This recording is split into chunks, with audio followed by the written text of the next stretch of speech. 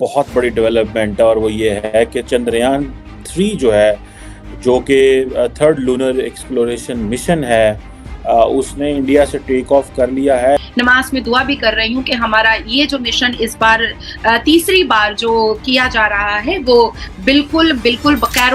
देखें जी, ये डेवलपमेंट अगर आप इंडिया की जो इंटरनेशनल अचीवमेंट्स हैं उसके कंटेक्स्ट में रख के देखना चाहती हैं तो फिर आप यूं समझ लें कि ये बड़ी रिमार्केबल, बल्कि बहुत हवालों से माइंड ब्लोइंग किस्म की डेवलपमेंट भी आप कह सकते हैं। जो चंद्रयान है, there is a probability, there is a possibility कि ये तकरीबन 24 अगस्त तक जो है ये चाँद तक पहुँचेगा। और ज़ाहिर बात है, ये जो चंद्रयान 3 की जो जो इशू जो जो इसका मिशन है, वो ये है कि ये लैंड करे लूनर सरफेस के ऊपर, वहाँ से डाटा कलेक्ट करे, साइंटिफिक एक्सपेरिमेंट्स करे और जो मून की कॉम्पोजिशन है उसको डिस्कवर करे। बेसिकली तो अगर मैं इसको देखूं तो इसके मल्टीपल फ़ायदे हैं। मून की कॉम्पोजिशन चेक करना या डाटा कलेक्ट करना बहुत सारे और ममालिक कर रहे हैं, लेकिन जारी बात है ये इंडिया का एक्सक्लूसिव मिशन होगा। लेकिन देखिए, बैक इन 1970s जब इंडिया ने न्यूक्लियर वेपन टेस्ट किया था, तो that was a mission, that was a time जब इंडिया को एक मौका मिला कि वो ग्लोबल एलीट क्लब में बैठे जाके। उस वक्त अगर आपको याद हो कि बड़े थोड़े ममालिक थे जिनके पास न्यूक्लियर वेपन्स थे। आज अगर इंडिया ये करने जा रहा है और ये कर पाता है, तो आप ये इमेजिन कर लें कि ये एक बहुत बड़ी, जिसे वो कहते हैं ना, डेवलपमेंट होगी। इंडिया की स्पेस रिसर्च ऑर्गेनाइजेशन जो है, उसने काफ़ी देर से इसके ऊपर काम कर रहे थे। और ये अब आप देखें कि इसके ऊपर वो जिसे कहते हैं ना, एक एक एक नई डेवलपमेंट है। तो ये इंडिया अगर ये कर पाता है तो ये आप समझ लें कि इंडिया हिस्सा बन जाएगा अमेरिका का, चीन का, रशिया का। सोवियत यूनियन जब थी रशिया, तो तब दे डिड इट। सो अब आप इमेजिन करें, जिसे वो कहते हैं ना कि चौथा कंट्री होगा कि वो अपनी अगर ये कंट्रोल लैंडिंग जो है वो चांद के ऊपर कर सके। और एक तरफ आप देखें दिल्ली, नरेंद्र मोदी साहब फ्रांस बैठे हुए हैं। ये सिग्नलिंग इंडिया करता है। इंडिया की जो गवर्नमेंट है वो सिग्नलिंग करती है। और फॉर एग्जांपल क्या है जी, कि जी वो मोदी साहब किधर हैं? मोदी साहब फ्रांस हैं, गेस्ट ऑफ ऑनर है। अच्छा, अच्छा पिछू क्यों है? पिछू जनाब वो चंद्रयान छाड़ता ना। ये है, this is what they have been doing. Doctor Jaishankar किधर हैं? डॉक्टर डॉक्टर जयशंकर तो इंडोनेशिया बैठे हुए हैं। अगर मैं इस वक्त कहूँ कि इस वक्त ट्विटर के ऊपर सबसे ज़्यादा जो डिस्कशन हो रही है वो यही हो रही है कि Indian Space Research Organisation ISRO ने चंद्रयान 3 जो है उसको जो है वो रिलीज़ किया है। वो और ये अब आप देखें, अगर ये लूनर सरफेस पे सेफली लैंड कर जाता है, ये कामयाब होता है वहाँ से डाटा कलेक्ट करने में, साइंटिफिक एक्सपीरियंसेस करने में, चाँद की कंपोजिशन को समझने में, तो ये आप समझ लें कि ये बहुत बहुत बड़ी डेवलपमेंट है। तो मुझे पूरी उम्मीद है कि ये थर्ड सॉफ्ट लॉन्चिंग होगी, सॉफ्ट लैंडिंग होगी और हम इसमें फतह हासिल करेंगे। हम यही ख्वाहिश, मैं एज ए पाकिस्तानी यही चाहूंगा कि हमारा जो नेबर है अपने इस मिशन में कामयाब हो। और आपने जो मोदी जी की बात की है, मैं आपको बताता चलूं, अब पाकिस्तान में भी बड़ी तादाद में, खासतौर पे यूथ की अगर बात करें, बड़ी तादाद में इस चीज को एक्सेप्ट करने लगे हैं कि इंडिया के प्राइम मिनिस्टर अपने कंट्री के लिए बहुत ज्यादा सिंसियर हैं। लेकिन एक बात जो इन्हीं प्राइम मिनिस्टर के बारे में कही जाती थी कि भाई ये अपने कंट्री के लिए जो भी कर रहे हैं, लेकिन मुसलमानों पे बहुत जुल्म हो रहा है, इनकी गवर्नमेंट मुसलमानों के खिलाफ है, ये तो गवर्नमेंट में आए ही मुसलमानों के अगेंस्ट मतलब एक्टिविटीज करके शायद इसी वजह से आज ये इस सीट पे, प्राइम मिनिस्टर की सीट पे बैठे हैं।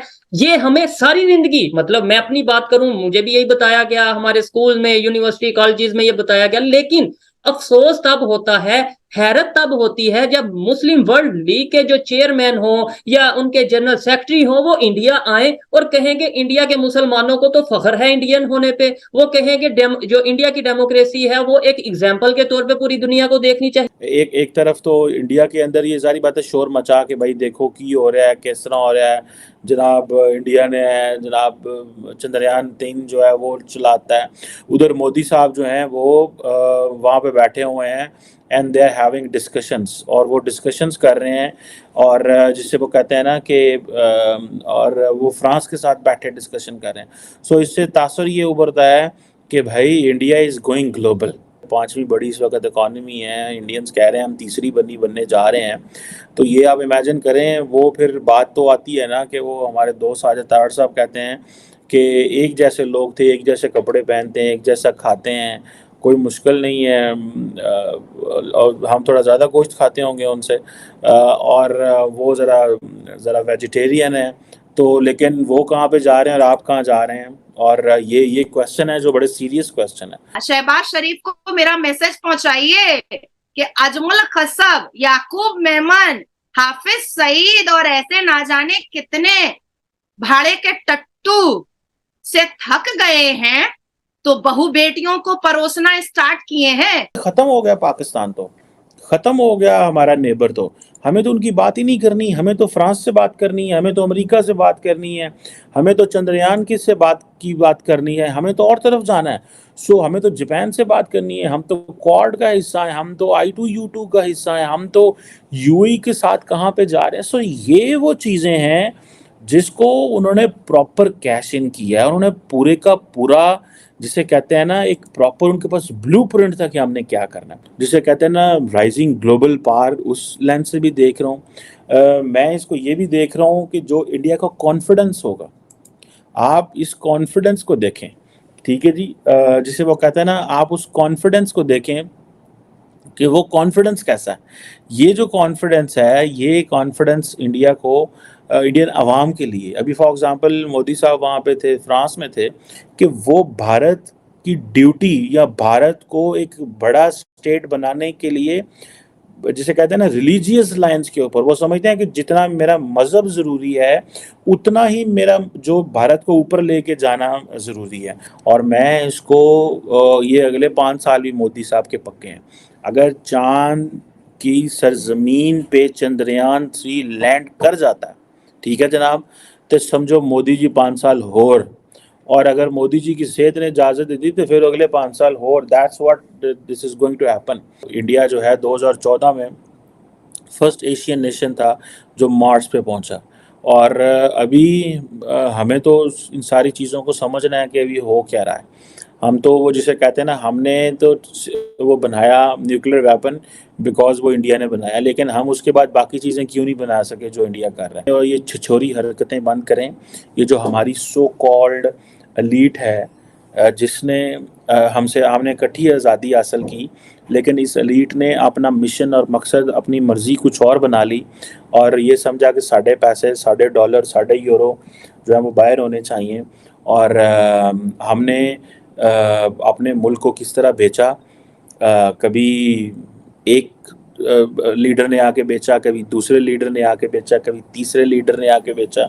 तो हमें तो समझ लग जाती है ना कि हो क्या रहा है। बेसिकली मोदी साहब ने और डॉक्टर जयशंकर ने इंडोनेशिया में और पेरिस में सर्जिकल स्ट्राइक कर दी है।